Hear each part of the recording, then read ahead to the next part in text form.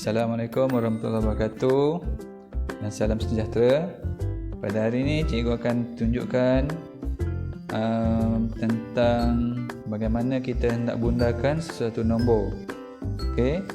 Sebelum tu cikgu nak tunjukkan dulu kumpulan nombor yang awak kena tahu. Okey, kumpulan nombor yang ada kat sini cikgu tunjukkan ialah nombor miskin. Kumpulan nombor miskin ialah nombor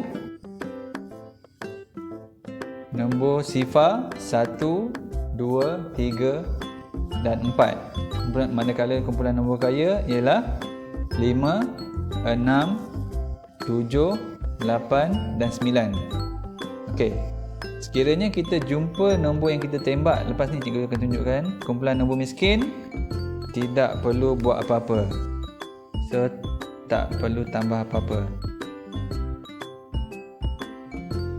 Tidak perlu tambah apa-apa. Sekiranya kita jumpa dengan nombor kaya, iaitu nombor 5, nombor 6, nombor 7, nombor 8, nombor 9, maka kita akan tambah 1. Okey, fahamkan yang ni? Kita akan pergi kepada contoh soalan. Bundakan nombor berikut kepada puluh yang terdekat. Baik, pada soalan diminta kita untuk bundakan nombor kepada puluh. Kita bulatkan rumah puluh pada soalan. Bermaksud kita kena cari nilai tempat puluh dalam nombor. Okey, di sini di mana nombor nilai tempat puluh? So ini adalah SA10. Jadi kita bulatkan nilai tempat puluh dan kemudian apa kita buat ialah kita tembak nombor yang berada di sebelah nilai tempat puluh. Bila nombor ni ditembak, dia akan matilah. Kita anggap dia macam mati, so dia jadi sifar. Okey. Baik, di sini kita kena lihat nombor yang kena tembak dengan anak panah ni, adakah dia dari kumpulan nombor miskin atau kumpulan nombor kaya? Kalau dia dari kumpulan nombor miskin, maksudnya kita tak akan buat apa-apalah. Kalau dia kumpulan nombor kaya, kita akan tambahkan 1 pada 7. Jadi nombor 3 ni, kalau kita lihat di sini, 3 berada di dalam kumpulan nombor miskin. Jadi tidak perlu tambah apa-apa pada nombor yang dibulatkan. Jadi tak perlu tambah apa-apa pada nombor digit 7. So kita salin je semula nombor 7, kemudian 4 ikut salin 7, 4. Jadi jawapannya ialah 47,470. So, kita pergi pada contoh yang kedua. Bundakan nombor berikut kepada puluh yang terdekat bagi nombor 46,985. Okey. Dalam soalan dia minta kita cari bundakan puluh terdekat. Jadi kita cari nilai tempat puluh dalam nombor. So ini SA 10. Okey, kita bulatkan puluh. Kemudian kita tembakkan dengan anak panah pada digit yang berada di sebelah nombor yang kita bulatkan. Okey. Kita lihat nombor yang kita kena anak panah, adakah dia daripada kumpulan miskin atau nombor kaya?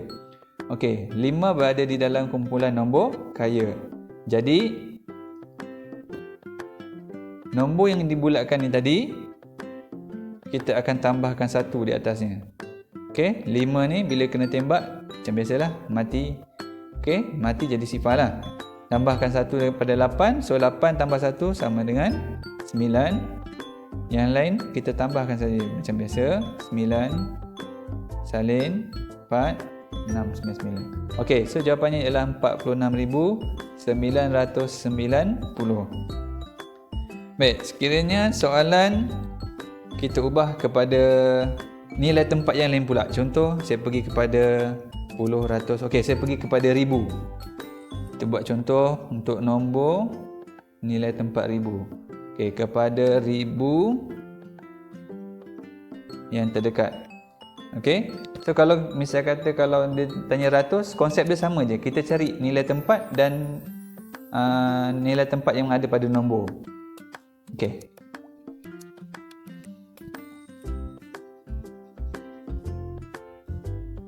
Okey.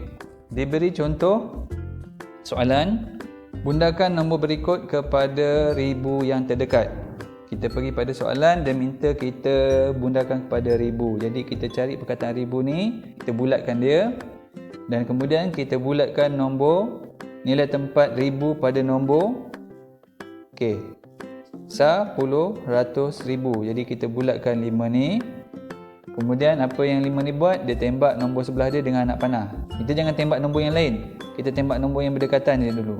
Okey, bila dia tembak, nombor ni akan jadi sifar. Okey, yang nilai tempat di bawahnya pun juga akan berubah jadi sifar. Okey, seperti yang saya katakan sebelum ni, nombor yang kena anak panah, adakah dia dari kumpulan nombor miskin atau nombor kaya? Kalau dia daripada kumpulan nombor miskin, tak perlu tambah apa-apa pada 5. Jika dia daripada kumpulan kaya, kita perlu tambah 1 pada 5 ni. Jadi 4 ni bukan merupakan nombor kaya, dia adalah nombor miskin. So 4 merupakan nombor miskin. Jadi tak perlu tambah apa-apa. Okey, baik.